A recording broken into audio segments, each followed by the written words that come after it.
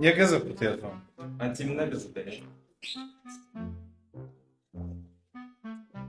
Niyə qızıb?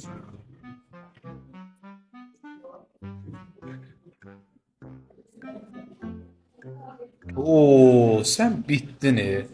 Sən ölmüsən, sən demirlər gizlədirlər. Telefon gitti. Telefon getdi. Nə qədərsə göstərə bilmədiyi fikir verin. Proqram 2 TikTok 1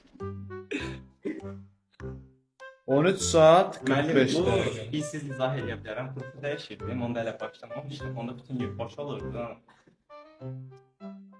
Günə Günən idi o. bəli. Yo, mən günən olmadım. 606 bildirim gəlib sənə. 5 saat 32 dəqiqə WhatsApp-da olmusan. 3 saat Instagram-da olmusan. Rabe nədir? Rabe yazır uşaqlar. Rabe nədir? Ha, o Nə kino oldu müəllim. Kinodur. Proqramdır. Proqramdır. TikTokda 1 saat 31 dəqiqə də xromu demirəm nəsə. 51 dəqiqə başı bağlar. Olur. Ama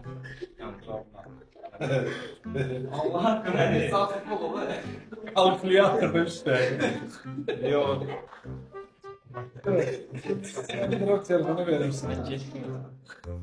Sen getirsən sən demirlər. Badəni zəng edib içməlim alıb telefonu.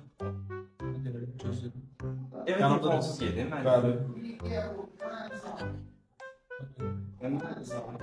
Zalman Yox, alım sən. Alo. Natif müəllim telefon alır, telefon məndə olmayasa.